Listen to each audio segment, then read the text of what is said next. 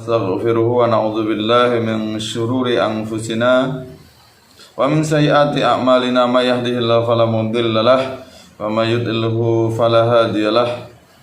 Asyhadu an la ilaha illallah wahdahu la syarika lah wa asyhadu anna Muhammadan abduhu wa rasuluhu. Allahumma shalli ala sayyidina Muhammad wa ala ali sayyidina Muhammad. Pemirsa yang kami muliakan, para alim, para ulama, asatidz wal asatidah, guru-guru kami semuanya yang kami muliakan, yang kami hormati, sahabat-sahabat semuanya, mudah-mudahan Anda semuanya selalu dalam lindungan Allah Subhanahu wa taala. Mudah-mudahan kita ditetapkan iman dan Islam, istiqomah dalam melaksanakan ketaatan kepada Allah Subhanahu wa taala. Terima kasih Anda semuanya berkenan untuk hadir menyimak kajian di majelis ini. Mudah-mudahan kehadiran Anda semuanya mendatangkan berkah, mendatangkan rahmat, mendatangkan kemanfaatan untuk kita semuanya, tentunya tercatat sebagai pahala di sisi Allah Subhanahu wa taala. Pemirsa yang kami muliakan, video ini saya beri judul sangat mengkhawatirkan jika jika Nahdlatul Ulama terus ada di Indonesia. NU sangat mengkhawatirkan jika terus ada di Indonesia. Mengapa demikian? Karena Nahdlatul Ulama atau NU ini memang sangat mengkhawatirkan bagi kelompok radikal, kelompok organisasi atau gerakan-gerakan intoleran atau gerakan radikalisme, baik itu yang ada di Indonesia maupun yang dia bersifat transnasional, yang itu kelompok-kelompok radikal itu bersumber dari luar. Kita tahu Nahdlatul Ulama ini adalah organisasi yang terbesar di Indonesia bahkan di dunia. Organisasi Nahdlatul Ulama alhamdulillah sudah mencapai 1 abad. Lahir pada tahun 1926 atau tahun hijriahnya adalah 1434 hijriah, dan sekarang sudah sampai 1444 hijriah. Kurang lebih sudah 1 abad atau 100 tahun Nahdlatul Ulama memberikan kemanfaatan bagi bangsa Indonesia dan tentunya untuk masyarakat dunia. Jadi peran Nahdlatul Ulama bukan hanya untuk level nasional, tapi juga level internasional, yaitu dunia global. Begitu luar biasanya Nahdlatul Ulama memberikan manfaat bagi masyarakat dunia. Ini selaras dengan Islam yang dibawa oleh Rasulullah Muhammad SAW, di mana misinya adalah rahmatan lil alamin, yaitu rahmat bagi semesta alam. Jadi Nahdlatul Ulama sangat mengkhawatirkan bagi kelompok-kelompok radikal, kelompok-kelompok biang terorisme yang akan tumbuh di Indonesia. Karena selagi ada Nahdlatul Ulama, maka organisasi radikal tidak akan bisa tumbuh, pasti akan ditumpas oleh Nahdlatul Ulama. Itulah penyebabnya mengapa Nahdlatul Ulama sangat mengkhawatirkan bagi gerakan-gerakan radikalisme. Ini sudah terbukti dengan banyaknya kelompok-kelompok atau organisasi yang mencoba ingin menghancurkan NKRI, ingin merusak NKRI atau Negara Kesatuan Republik Indonesia, baik itu dalam bentuk mengganti ideologi Pancasila maupun ingin mengganti ajaran keagamaan mayoritas yang ada di Indonesia, di mana kita tahu ajaran keagamaan di Indonesia adalah Nahdlatul Ulama, yaitu paham Ahlus Sunnah wal Jamaah. Ini ada upaya-upaya atau gerakan-gerakan kelompok asing yang juga mengatasnamakan Islam ingin mengganti akidah Ahlus Sunnah wal Jamaah dengan akidah yang lainnya. Misalnya yaitu paham Salafisme atau Wahabisme. Betapa ideologi ini mencoba untuk bagaimana menjebol akidah Ahlus Sunnah wal Jamaah dengan berbagai macam cara, dengan berbagai macam propaganda. Baik itu melalui website, melalui channel YouTube, melalui situs-situs atau melalui video atau media televisi untuk merusak akidah umat Islam mayoritas di Indonesia, yaitu akidah Aswaja dengan akidah Salafi Wahabi. Ya, apapun upaya yang dilakukan oleh kelompok radikalisme seperti Salafisme, Wahabisme, tentu selagi ada Nahdlatul Ulama, maka gerakan-gerakan itu tidak akan bisa tumbuh. Ya, maka alhamdulillah adanya Nahdlatul Ulama itu rahmat bagi bangsa Indonesia dan tentunya rahmat bagi semesta alam. Ya, tentunya 1 abad itu sebuah perjalanan yang panjang, di mana lika-liku perjalanan organisasi Nahdlatul Ulama banyak kelompok-kelompok yang ingin merusak, ingin menumpas Nahdlatul Ulama. Banyak para pembenci yang memusuhi, menghina, mencaci maki organisasi Nahdlatul Ulama, termasuk kepada tokoh-tokohnya, dan alhamdulillah kelompok itu semuanya tumbang. Ya, jadi di Indonesia selagi ada Nahdlatul Ulama, maka paham keagamaan Ahlus Sunnah wal Jamaah akan tetap menjadi mayoritas di Indonesia. Ya, akidah yang benar-benar lurus, akidah yang sanadnya sampai kepada Rasulullah Muhammad sallallahu alaihi wasallam. Di mana ciri akidah Ahlus Sunnah wal Jamaah yaitu dalam bidang akidah mengikuti akidah atau teologi dari Abu Hasan al-Asy'ari dan Abu Mansur al-Maturidi, di mana akidah yang lurus, yang berfaham bahwasanya Allah ada,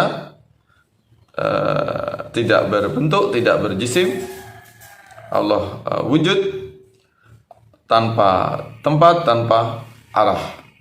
Ya, jadi akidah ini adalah akidah yang menjadi mayoritas masyarakat muslim di berbagai macam belahan dunia, atau disebut dengan Sawadul A'zam, yaitu kelompok mayoritas umat Islam. Ya, sebagaimana yang disampaikan oleh Rasulullah Muhammad sallallahu alaihi wasallam, la tajtami'u ala ummati dolalah. Ya, umatku tidak akan bersepakat dalam kesesatan. Fa idza ra'aytum ikhtilafan fa 'alaikum bis-sawadil a'dham. Jika kamu lihat berbagai macam perpecahan, berbagai macam kerusakan, perselisihan, masuklah kamu semua ke dalam kelompok golongan mayoritas umat Islam, yaitu golongan Sunni atau golongan Ahlus Sunnah wal Jamaah, di mana akidahnya yang disebut dengan Aswaja. Akidah Sunni atau akidah Ahlus Sunnah wal Jamaah adalah memakai akidah atau teologi yang digagas atau yang dilestarikan oleh dua teolog besar Sunni, yaitu Abu Hasan al-Asy'ari dan Abu Mansur al-Maturidi. Kemudian yang disebut Ahlus Sunnah wal Jamaah adalah di mana berpegang teguh kepada 4 mazhab fikih atau mazahibul arba'ah, di mana salah satunya Nahdlatul Ulama adalah memakai mazhab Syafi'i dalam mengamalkan ibadah atau ritual keagamaan. Ya, dalam 4 mazhab yang diakui atau diakomodasi oleh paham Ahlus Sunnah wal Jamaah, diantaranya itu mazhab Hanafi, Maliki, Syafi'i, dan Hambali. Kemudian yang disebut dengan akidah Ahlus Sunnah wal Jamaah adalah yang dalam ajaran keagamaannya yaitu mengakomodasi ajaran tasawuf, tidak anti dengan tasawuf, tidak mengharamkan tasawuf, karena tasawuf adalah sebuah metode bagaimana penyucian jiwa atau tazkiyatun nafas, bagaimana antara lahir dan batin kita selaras seimbang. Jadi beragama bukan hanya dalam bentuk akal, tapi juga dalam bentuk rohani, ya, sehingga membekas dan menghasilkan yaitu akhlak yang mulia atau akhlakul karimah. Jadi yang disebut dengan Ahlus Sunnah wal Jamaah adalah bertasawuf atau menerima tasawuf atau menghormati faham thariqah kaum sufi. Ya, di mana tasawufnya yang digagas oleh Imam Al-Ghazali atau Abu Junaid Al-Baghdadi, dan tasawuf lain yang muktabar, yang selaras antara syariat, hakikat, dan ma'rifat. Tasawuf yang menyeimbangkan antara urusan dunia dan ukhrawi atau urusan akhirat. Tasawuf yang dimana menyeimbangkan antara akal dan nas atau wahyu, yaitu tasawuf yang lurus, yang sejalan dengan Al-Quran dan Sunnah Rasulullah Muhammad SAW. Ya, jadi itu selagi ada eksis Nahdlatul Ulama di muka bumi ini di Indonesia, maka tentu paham-paham yang sesat, paham-paham menyimpang seperti paham As-Salafi Wahabi tidak akan bisa berkembang. Ya, tetap kita yakin sebagaimana janji Rasulullah Muhammad SAW bahwasanya akidah Ahlussunnah wal Jamaah atau akidah Aswaja, akidah Asy'ari dan Maturidi akan menjadi mayoritas umat Islam. Maka jangan menyempal, jangan keluar dari akidah Asy'ari dan Maturidi. Ya, jadi alhamdulillah adanya paham keagamaan, yaitu paham yang moderat, Islam yang damai, yang rahmatan lil alamin, karena dijaga, dikawangi oleh Nahdlatul Ulama. Tanpa ada Nahdlatul Ulama, maka tentu paham Aswaja, paham keagamaan di Indonesia, paham Ahlussunnah wal Jamaah sudah tumbang dari dulu. Diserang berbagai macam paham-paham keagamaan Islam yang lainnya, yang itu bertentangan dengan paham Ahlussunnah wal Jamaah, yang ekstrim, yang radikal, yang tentunya bertentangan dengan Al-Quran dan Sunnah. Ya, kita tahu kenapa di Timur Tengah perang saudara berbagai macam aliran. Ya, padahal mereka sama-sama Muslim. Bahkan dulunya di Makkah, Madinah atau di Hijaz, ini pahamnya adalah Aswaja atau Ahlussunnah wal Jamaah, sama seperti pahamnya kita umat Islam yang ada di Nusantara, yang ada di Indonesia. Tapi berhubung di sana, di Hijaz, di Mekah dan Madinah tidak ada organisasi pemersatu, tidak ada organisasi moderat yang bisa menyatukan dari berbagai macam elemen, berbagai macam unsur, berbagai macam aliran keagamaan, tidak ada penengahnya, tidak ada penjaganya, maka walhasil paham keagamaan Ahlussunnah wal Jamaah yang sudah berabad-abad lamanya, yang diwariskan oleh ajaran Rasulullah Muhammad SAW, kemudian tumbang. Ya, diserbu oleh paham Salafi Wahabi yang digagas oleh Muhammad bin Abdul Wahhab, yang bersekutu dengan Ibnu Saud sehingga mendirikan negara yang bernama negara Arab Saudi, karena digagas oleh Ibnu Saud atau As-Su'udiyah. Makanya namanya disebut dengan negara Arab Saudi, karena pendirinya adalah Ibnu Saud yang telah sukses menumbangkan dari paham keagamaan, yaitu paham Aswaja, di bawah naungan dulunya yaitu Turki Utsmani. Nah, itu sayangnya paham Aswaja yang begitu lama berkembang di Hijaz, Mekah, Madinah, kemudian tumbang karena tidak ada organisasi pemersatu, tidak ada organisasi semacam Nahdlatul Ulama. Nah, alhamdulillah dengan adanya Nahdlatul Ulama bisa mewarisi, menjaga amaliyah Aswaja, amaliyah ulama salafus soleh yang sudah diwariskan kepada kita semuanya turun-temurun, dan tentunya tidak akan musnah, tidak akan sirna di muka bumi. Walaupun berbagai macam aliran yang sesat, menyimpang itu mengeroyok Nahdlatul Ulama, tapi Nahdlatul Ulama ini adalah organisasi yang direstui oleh Rasulullah Muhammad SAW dan tentunya mendapat ridho dari Allah karena didirikan oleh para aulia, para wali. Ya, kekasih Allah tentu tidak akan hilang, tidak akan binasa. Ya, dijaga oleh wali Allah dan juga didirikan oleh wali Allah. Dan sampai sekarang tetap bersama dengan wali Allah para ulama yang soleh, ulama yang ilmunya luar biasa, yang nanti ulama digagas atau didirikan, diprakarsai oleh Syekhana Khalil Bangkalan Madura, kemudian ditindaklanjuti oleh ulama-ulama hebat yang mereka mengenyam pendidikan atau ilmu di Hijaz, di Mekah, Madinah, yaitu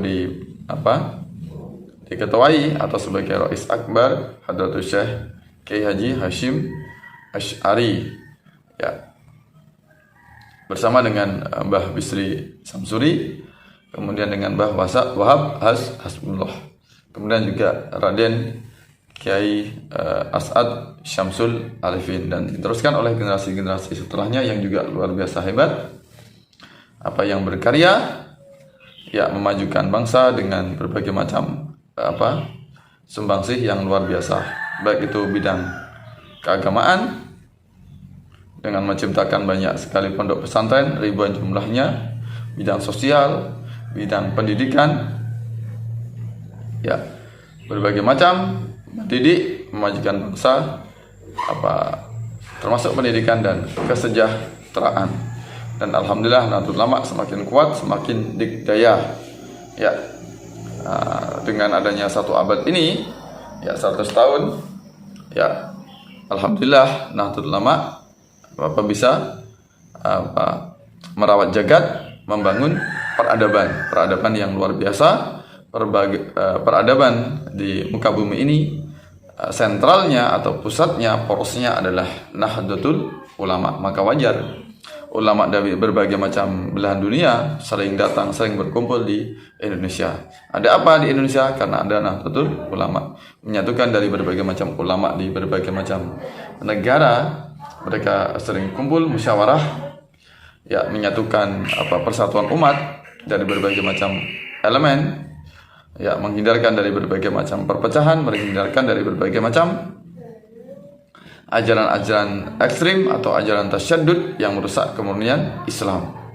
Ya, ajaran-ajaran radikal walaupun dia mengatasnamakan Islam, tentu itu bertentangan atau bertolak belakang dengan ajaran yang dicontohkan oleh teladan kita Rasulullah Muhammad SAW.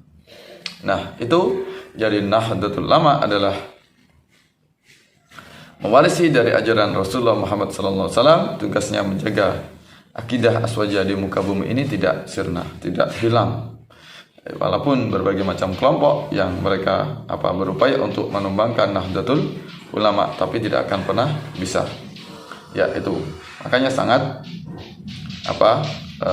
mengkhawatirkan bagi kelompok-kelompok radikal jika Nahdlatul Ulama terus ada di Indonesia. Ya, itu. Nah, Nahdlatul Ulama juga menjaga nasionalisme, menjaga Pancasila. Karena Nahdlatul Ulama ini setia kepada Pancasila, organisasi bersama dengan Muhammadiyah yang menerima Pancasila sebagai dasar negara. Sehingga sampai saat ini NU setia kepada Pancasila. Tidak ada ceritanya Nahdlatul Ulama melakukan pemberontakan. Tidak ada ceritanya Nahdlatul Ulama ingin mengganti ideologi Pancasila. Tidak ada Nahdlatul Ulama ceritanya ingin mengganti Pancasila dengan ideologi lain, misalnya dengan ideologi khilafah misalnya.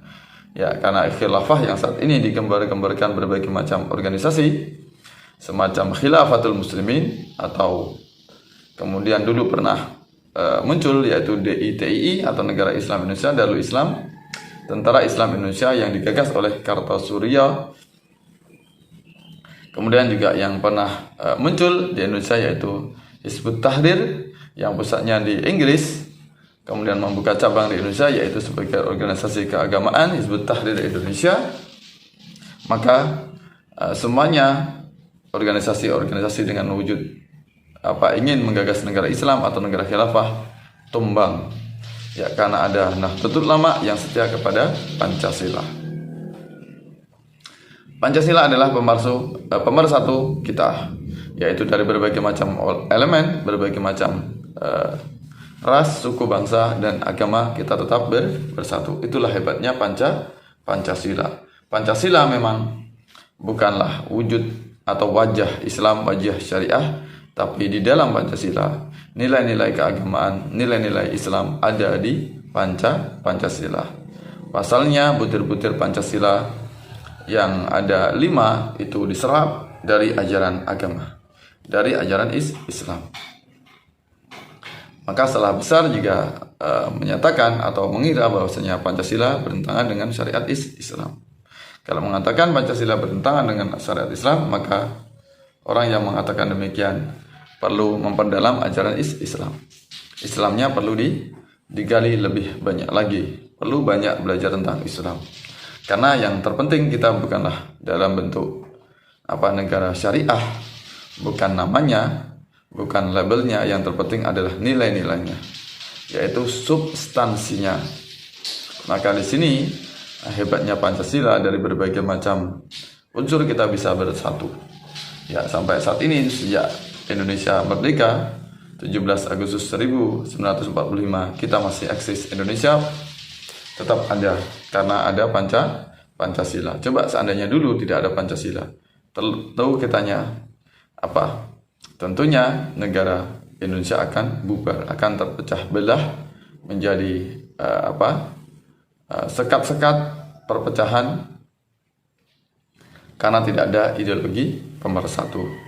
Mungkin ada negara syariah, ada negara-negara berdasarkan agama yang berbeda, atau mungkin ada negara Jawa, negara Sumatera, negara Sulawesi, negara Papua dan sebagainya. Tapi alhamdulillah dengan adanya Pancasila yang digagas oleh founding father, tokoh nasionalis kita, Soekarno-Hatta dan tokoh-tokoh yang lainnya yang ikut berperan dalam memerdekakan bangsa kita, ya, ditambah dengan sokongan dukungan para ulama kita, ulama yang luar biasa ilmunya, ulama NU, ulama Muhammadiyah, Mbah Hasyim Asy'ari, kemudian Mbah Ahmad Dahlan bisa menerima Pancasila, bahkan merestui Pancasila. Pancasila tidak bertentangan dengan ajaran Islam. Justru Pancasila menyerap dari nilai-nilai Islam, nilai-nilai Islam yang membumi, yang bisa diterima, yang bisa menyatukan dari berbagai macam unsur, berbagai macam elemen bangsa. Ya, nah ini luar biasanya Indonesia yang tidak dimiliki oleh bangsa Arab. Ya, di mana Indonesia ini satu negara ya dipikul oleh banyak unsur di dalamnya, ribuan suku, banyaknya berbagai macam agama, tapi bisa bersatu, bisa kokoh, tidak akan tumbang dan tentu akan terus eksis sampai akhir zaman.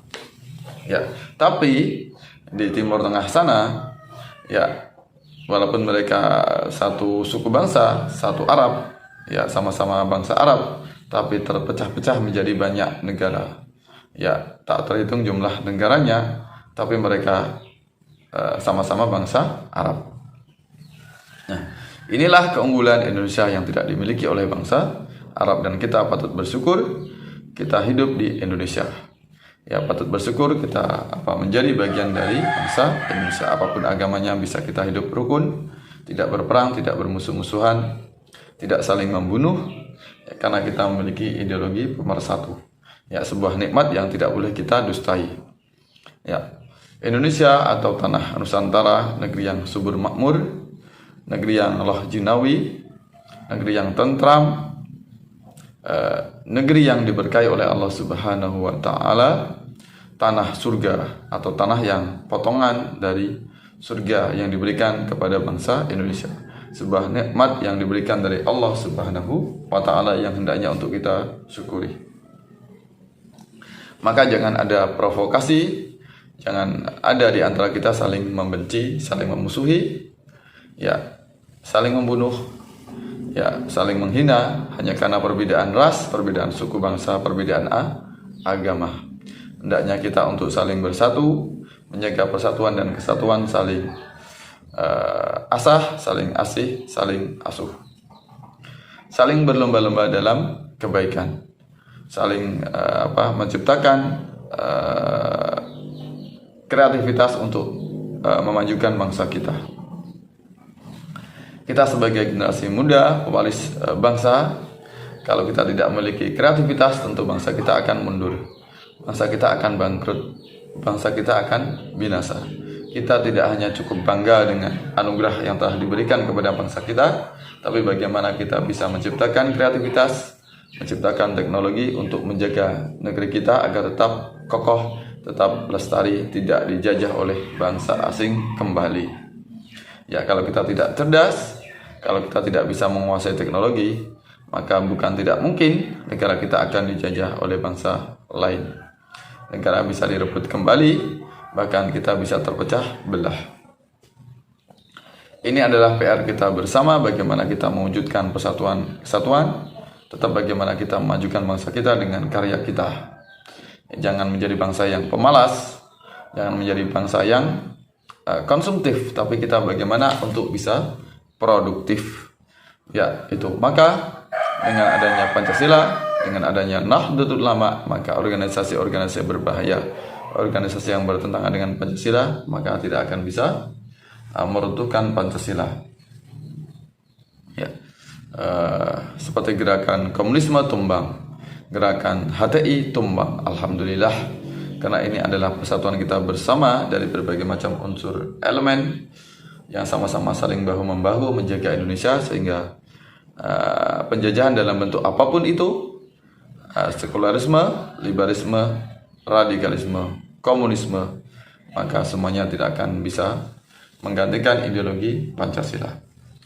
Maka untuk itu hendaknya kita untuk tetap kokoh menyatukan persatuan, menyatukan ide dan gagasan agar tetap kita eksis, agar kita tetap rukun dan damai, tidak ada permusuhan, tidak ada perpecahan di antara kita bersama.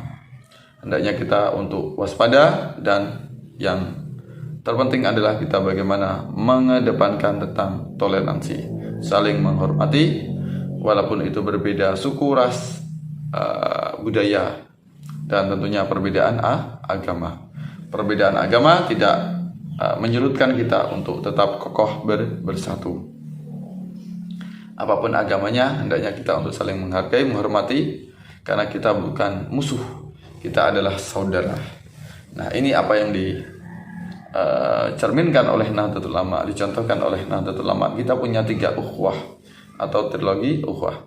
Ukhuwah Islamiyah yaitu persaudaraan karena sesama agama, satu akidah yaitu sama-sama umat Islam.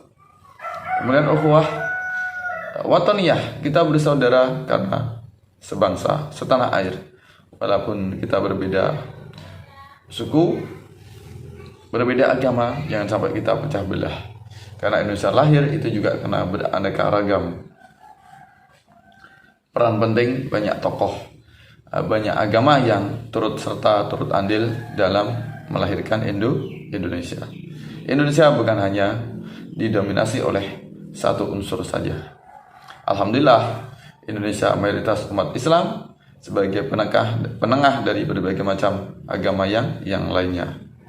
Ya, Islam sebagai pengayom hendaknya untuk memiliki semangat toleransi, melindungi, merawat toleransi, merawat tradisi terhadap kelompok-kelompok yang berbeda, yang minoritas yang ada di Indonesia, yang kelompok itu yang berbeda-beda. Ya, kemudian juga kita punya ukhuwah basyariyah atau ukhuwah insaniyah. Walaupun kita berbeda-beda, tapi tetap kita kokoh sebagai manusia. Bagaimana antar manusia, bagaimana antar negara untuk menciptakan perdamaian. Perdamaian abadi yang tidak saling bertikai, tidak saling membunuh, tidak saling serang menyerang. Tidak ada lagi penjajahan di muka bumi ini. Setiap negara berhak untuk hidup, berhak untuk bagaimana hidup sejahtera, bisa saling berlomba-lomba antar negara memajukan dunia. Ya, dunia global saat ini bukan saatnya kita untuk bersaing teknologi, yaitu bersaing untuk saling membunuh atau menyerang. Tapi bagaimana kita bersaing untuk menciptakan teknologi demi kemaslahatan manusia. Ya, alhamdulillah dengan adanya Nahdlatul Ulama, maka organisasi-organisasi ekstrim sangat mengkhawatirkan menurut mereka, karena NU sebagai penjaga Indonesia. Maka organisasi yang bertentangan dengan Pancasila, bertentangan dengan akidah Ahlus Sunnah wal Jamaah tidak akan bisa menguasai Indonesia. NU tetap mengawal NKRI, mengawal Pancasila, ya, dengan semangat dakwahnya yang luar biasa, dengan semangat dakwahnya yang membumi, dengan semangat tasamuh yaitu toleransi, kemudian semangat tawasud yaitu moderat, tidak radikal, tidak liberal, yang tengah-tengah berarti dalam beragama. Tidak hanya dominan akal, mengabaikan wahyu, dan juga tidak hanya menuhankan wahyu kemudian mengabaikan akal, tapi antara wahyu dan akal ini seimbang. Tidak hanya mengedepankan tentang urusan dunia melalaikan akhirat, dan juga tidak hanya mengutamakan akhirat melalaikan dunia. Antara dunia dan akhirat bisa seiring sejalan, bisa seimbang, bisa proporsional. Itulah Nahdlatul Ulama, yaitu tasamuh, toleran, yaitu tawasud, moderat, kemudian tawazun, yaitu seimbang antara dunia dan akhirat. Ya, seimbang antara jasmani dan ruhani. Kemudian Nahdlatul Ulama juga semangat i'tidal, yaitu berkeadilan, adil kepada siapapun yang berbeda, membela manusia atas dasar keadilan, bukan hanya karena atas sama suku, bukan atas dasar karena sama agama, tapi yang diutamakan adalah keadilan. Karena menegakkan agama tanpa semangat keadilan, tentu agama itu tidak ada artinya. Ya, agama itu hanya sekedar menjadi doktrin semata. Untuk itu nilai-nilai universalitas Islam seperti keadilan sosial, perdamaian, persatuan bangsa atau ukhuwah Islamiyah, itulah yang terpenting. Tanpa harus kita terpaku dengan simbol-simbol, karena agama bukan sekedar untuk disimbolkan. Agama bukan hanya sekedar bendera. Agama bukan sekedar label semata, bukan hanya sekedar merek, tapi bagaimana agama bisa menjadi nilai-nilai yang hidup, yang membumi, yang bisa diaplikasikan dalam kehidupan masyarakat, bisa diaplikasikan untuk perdamaian manusia. Alhamdulillah, kita patut bersyukur kita menjadi bagian dari Nahdlatul Ulama yang saling menghormati terhadap organisasi-organisasi lainnya, bisa bekerja sama dengan organisasi yang lain untuk memajukan bangsa. Alhamdulillah, tentunya dengan adanya Nahdlatul Ulama tentu sangat mengkhawatirkan bagi kelompok atau organisasi-organisasi radikal, karena mereka tidak akan pernah bisa tumbang, tidak bisa berkembang, tidak bisa hidup di Indonesia. Siapapun yang membenci Pancasila, silakan hengkang, silakan pergi dari Indonesia. Siapa yang ingin berupaya untuk menjebol paham akidah Ahlus Sunnah wal Jamaah, tentulah pasti tidak akan bisa. Siapa yang mencaci maki, menghina NU, menghina Nahdlatul Ulama, pasti akan tumbang, cepat atau lambat. Ya Jabbar, ya Qahar. Siapa yang memusuhi Nahdlatul Ulama, memusuhi NU, pasti akan hancur. Ya, siapa yang memfitnah, menghina Nahdlatul Ulama, pasti akan kualat. Karena Nahdlatul Ulama didirikan oleh wali Allah dan dijaga oleh wali Allah. Ya, insya Allah NU akan terus eksis, akan terus jaya di muka bumi ini, mengawal Indonesia, mengawal dunia, menciptakan perdamaian abadi, perdamaian yang tidak akan ada lagi pertikaian, tidak ada lagi permusuhan. Ya, NU hadir meneruskan dakwah dari Rasulullah, yaitu Islam yang rahmatan lil alamin, Islam yang bisa membumi, Islam yang menjadi nilai-nilai perdamaian bagi masyarakat dunia. Mudah-mudahan bermanfaat apa yang saya sampaikan. Ya, tetap kita berpegang teguh kepada ajaran Ahlus Sunnah wal Jamaah, tetap setia kepada Nahdlatul Ulama, jamiah kita sampai akhir hayat kita, sampai anak keturunan kita semuanya bersatu padu dalam organisasi Nahdlatul Ulama. Dan tentunya kita tetap setia kepada NKRI Pancasila. Ya, tetap setia kepada PBNU, Pancasila, Bhinneka Tunggal Ika, NKRI, dan Undang-Undang Dasar 1945. Wallahu a'lam bishawab. Mohon maaf atas segala khilaf, segala kesalahan. Salam Aswaja, salam NKRI harga mati. Wallahu muwaffiq ila aqwamit thoriq. Wassalamualaikum warahmatullahi wabarakatuh.